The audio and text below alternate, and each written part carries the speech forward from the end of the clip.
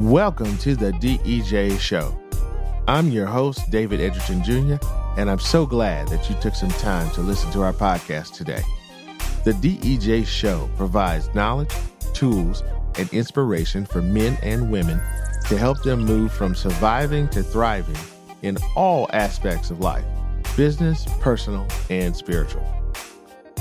If you like what you hear in this podcast, please make sure you share it with a friend, a coworker, or someone in your community. And if you can, log into Apple Podcasts and leave us a review. We'd love to hear from you. Today, I want to talk about 9 ideas to jumpstart your personal brand online. One of the reasons I want to talk about this is recently I've been helping my company with college recruiting, and I got a chance to attend a career fair recently. And what I want to do is provide some ideas to those that are out there looking for work, looking for their next opportunity.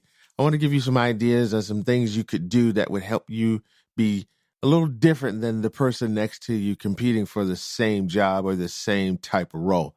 So I have 9 ideas that I came up with doing some research, looking at several articles and things of that nature. And these ideas apply to anyone, whether they be men or women. It doesn't matter what field you're trying to get into, but these are ideas that could help you present yourself in a different way so that employers take notice and hopefully help you get to that role that you're looking for. So the first idea that I have here basically says that what you should do is create a branded background for your Twitter, Facebook, and LinkedIn profiles that looks the same. Okay? So first, that means that you should have a Twitter, a Facebook, and a LinkedIn account. If you don't have those, I'll provide links to those websites in the show notes. But basically, you should have a unified look to all of your social media accounts. And these are the ones that employers will like to check out to make sure that you look like someone they would want to bring into their organization. Be very careful these days because what's happening is employers are looking at candidates' online accounts to see what kind of people they are. So make sure you clean all of those up. But once you clean them up, make sure that you have a consistent look between all of the most popular ones that you are participating. So definitely, if you have a Twitter account, a Facebook account, and a LinkedIn account, make sure you create a unified look amongst all of those so that no matter where they find you, they get the same look and feel. One of the tools that you can use to do something like that is one of my new favorite tools, and I'll provide a link to this in my show notes as well. It's called Canva, Canva.com. I bought a year-long subscription to it. I think it's like $99, but you can use it for free. Either way, it is a great tool for creating images that can go on your social media accounts. So that's the first tip.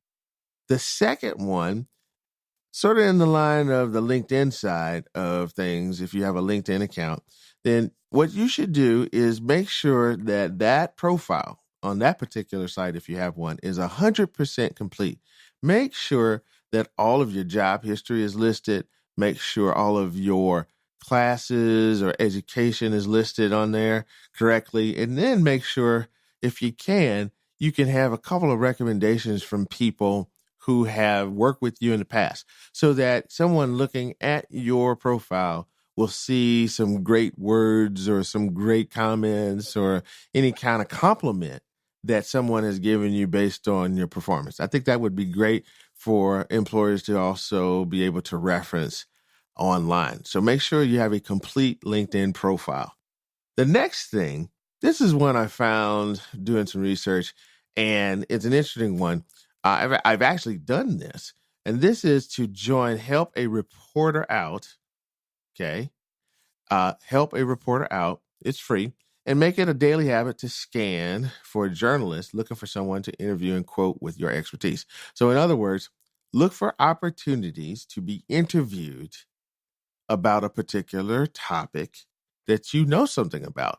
And what that does is it creates content out there in the internet, or on the internet, if you will, that people can find you doing something related to your expertise. I had an opportunity a few years ago to do an interview with a local news station on a subject that's dear to me, which is diversity and inclusion, but it was in the technology space. So this was around a website that was built to help with neighborhood types of activity, and how it was beginning to be used for racial profiling, for example. So because, you know, I was asked to do that interview, it's out on the internet and you can find it.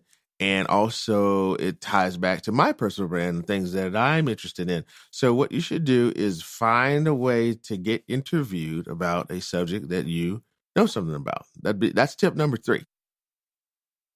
Tip number 4 is pretty much what I've done with this podcast, and something you can do as well. It's basically to create a short, maybe 7 to 10 minute audio cast or podcast on a topic that you are an expert, and then figure a way to give it away. Now, if you have a website, if you have a profile on Facebook or LinkedIn where you can provide a link to this audio file, that is where you would store it. But definitely take that and put it on your site and give people the opportunity to listen to you talk about your expertise. It will differentiate you when it comes down to it. So give that one a try as well. That's tip number 4.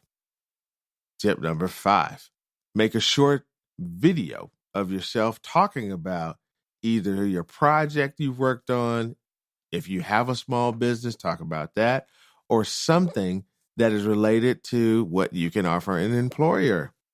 And then once you have that video created, post that on your profile, your blog, if you have one of those, or if you have just a basic sort of resume site, any one of those things, post that video of yourself talking about a particular topic so people can see how well you can communicate. They can see your depth of expertise or knowledge. And also they can just see if, by the way you communicate, if you will fit into their culture. So that's just another suggestion for you. Create a 2-minute video of something you are passionate about and post that somewhere where it can be found.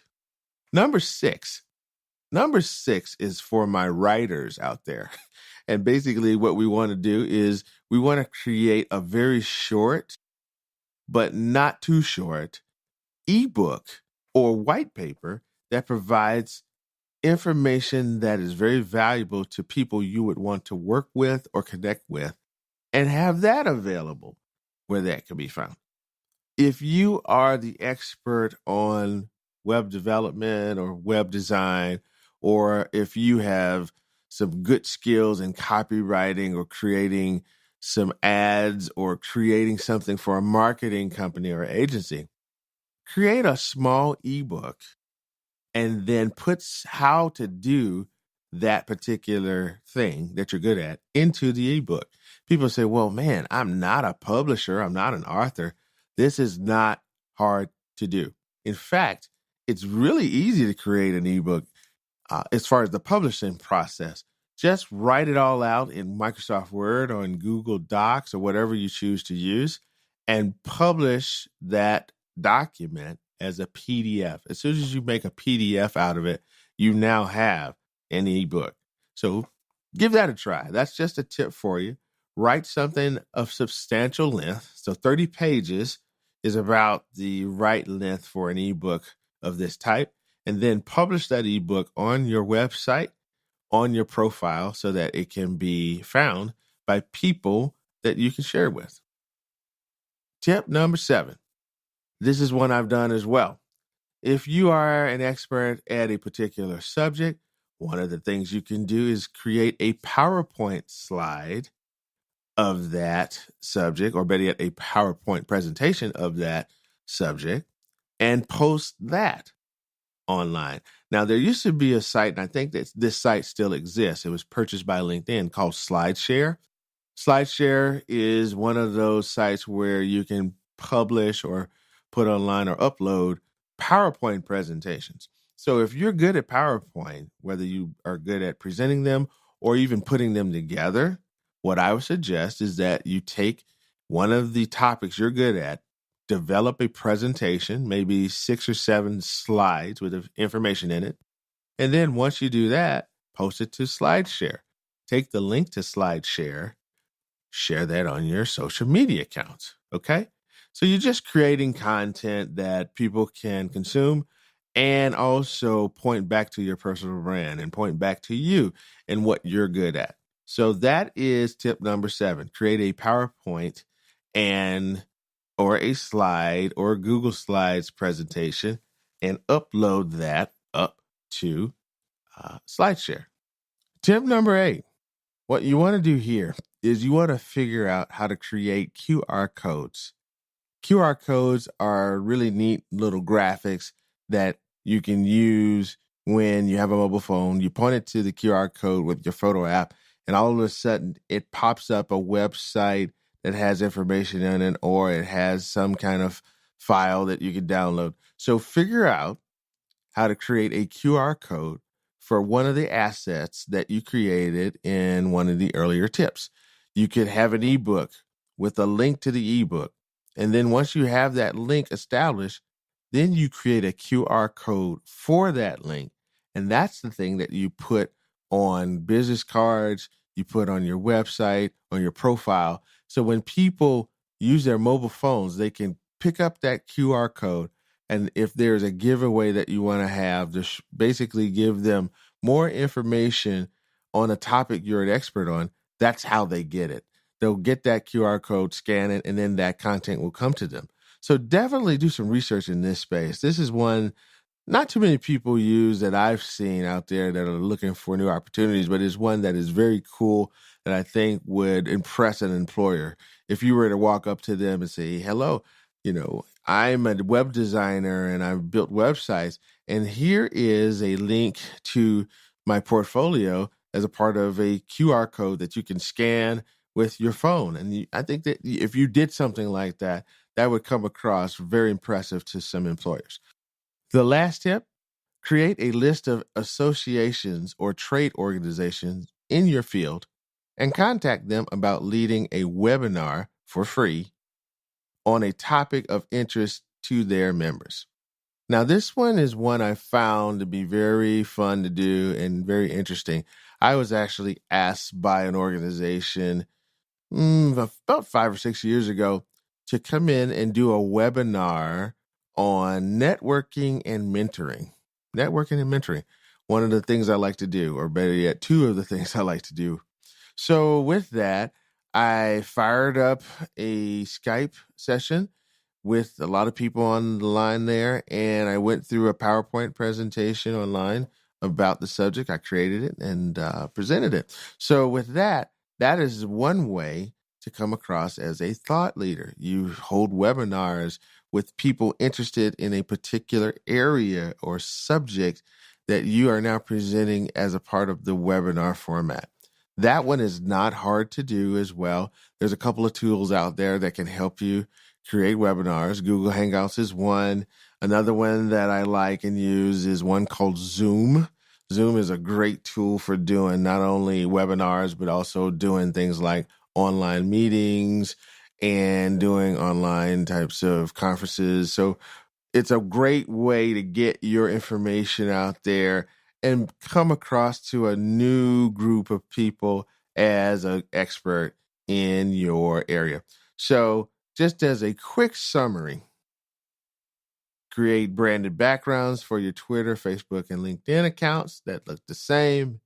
Make sure that on LinkedIn, your profile is complete. Join Help a Reporter Out so that you can begin to do interviews for reporters so that they can quote you on your expertise. Create maybe a short 7 to 12 minute single audio episode of a topic you're interested in. Give it away. Make a short 2-minute video of yourself about your topic of interest or something that you like. Give that away. Write a very short ebook or white paper that you can give away as well. Create a PowerPoint presentation or slide presentation or keynote presentation. And